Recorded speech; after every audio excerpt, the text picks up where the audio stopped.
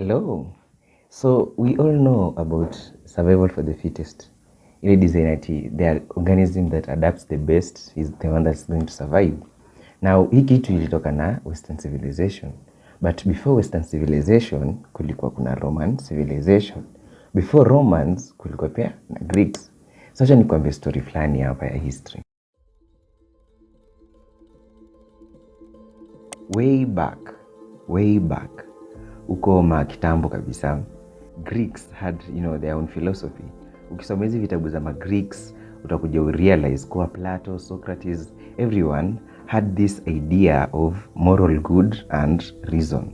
That is what they tried to put out there. Ilikuwa ni kama wewe bwana, kama wewe ni binadamu, you have the capacity to reason and you have the ability to think and you have the ability to pursue moral good. And then the Romans came.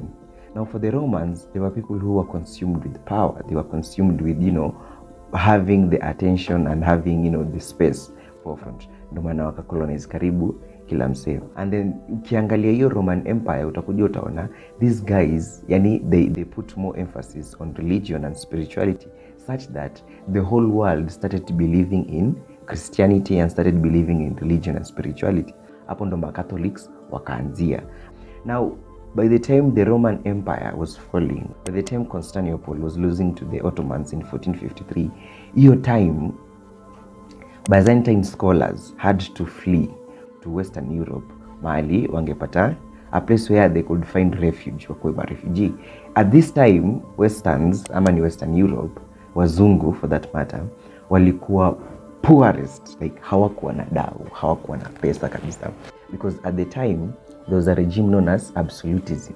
Absolutism is where like a leader anasema me I am chosen. Imagine sahi Ruto aseme I am chosen from God. I am the sitaki kusema son, but something close to that. Someone who's been touched by God. So absolutism ilikuwa inaendelea France.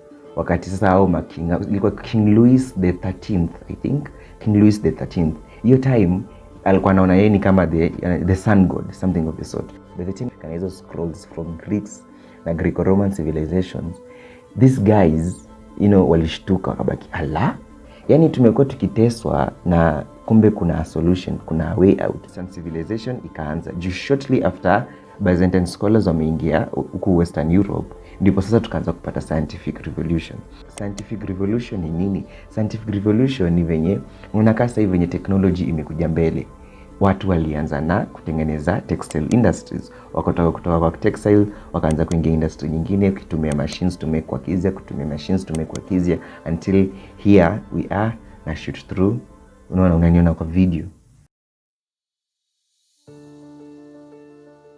Ukiangalia Greek philosophy yao ilikuwa ni moral good and reason.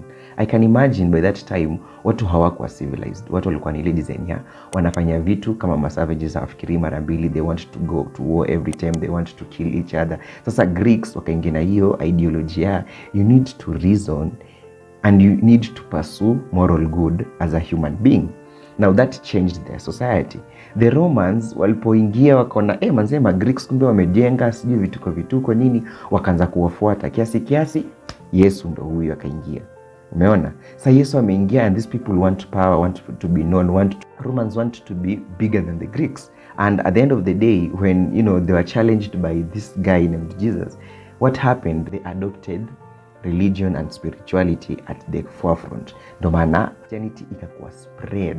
Like Christianity was spread mostly by Romans. And by the time Romans were falling, Westerns ndo walikuwa wanafanya nini? Ndio walikuwa wameingia kwa play up. In Western Europe, before the scrolls approached, human rights at that time was something that no one even could imagine. Hakukuwa na equality, hakukuwa na nini, ilikuwa ni story ya social class. But with moral good and reason, then people adopted a new way of life. And that is what has developed this world. That is what has run this world to this point. Now, if we look at these three different civilizations, the Greek, the Roman, and the Western civilization, what you're going to see, there's one common thing.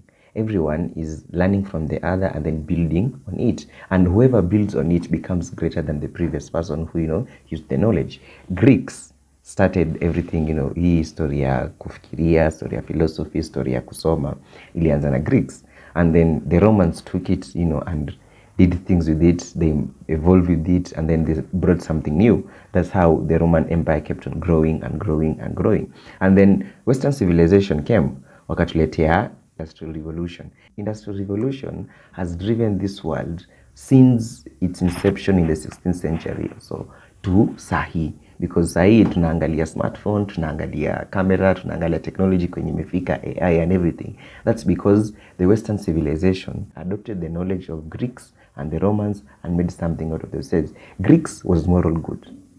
Romans, religion and spirituality, at least mostly. And we have Western civilization who, championed on human glorification and progress. Progress, check. Human glorification, tunawasoma kwa vitabu. Unasikia John Stuart Mill, unasikia sijui Abraham Maslow, unasikia nini. So you understand. Now, I think and I believe that each of these civilization had something they wanted to tackle, had issues in the society that needed change so that people could take the next step forward. If you look at Greeks, I'm very sure by then people didn't have this idea of reasoning. Juu kama hao ndo walianza, there must be a huge deal of turmoil in their time, hadi ikabidi sasa wameanza kutumia reason as the only way to make decisions. Because if you look at Greek hiyo era, kulikuwa kuna wars kila time. Hii kingdom ikipigana ile, hii kingdom ikipigana ile, war was prevalent. And Greeks chose not to involve themselves in war, but involve themselves in thinking and progress. Wakati Romans wakaingia, walisumbuliwa na Yesu, tuseme tu kweli. Jesus disrupted everything in the Roman Empire such that they believed themselves that it's only through religion and spirituality that you could gain power and control over people. The Western civilization walikuwa like hawakuwa na human rights. Their leaders thought themselves as gods and would oppress the people in the lower class, ambao ni peasants. So at the end of the day, when they read from the Greeks and the Romans, what they took from them was, you need to have human rights, you need to have reason, and you need to have progress, and you need to glorify everyone because we are equal. Tukaanza kusikia Columbus amediscover sijui Americas, tukaanza kusikia jamaa amekuja Africa amediscover sijui Thompson Falls. Unaona, they were glorifying their own men. Now at this point, I think if Africa is to take the next step, my thoughts, if Kenya needs to take the next step, we need to focus on a concept known as social entrepreneurship. Social entrepreneurship is when an entrepreneur or a person who, wants to start a business or something, they involve in creating a social good. It's like you are seeing something in the society, in healthcare, in environment, in every sector. Alafu unajiambia, if I do this, then this will have more impact in the society than it's going to have impact on me. Na nakumbuka zile raba za Toms zilikuwa zinapeana kwa mashule za gava. Hiyo that is an example of social entrepreneurship where someone is engaging in business but for the social good. You're engaging in business for the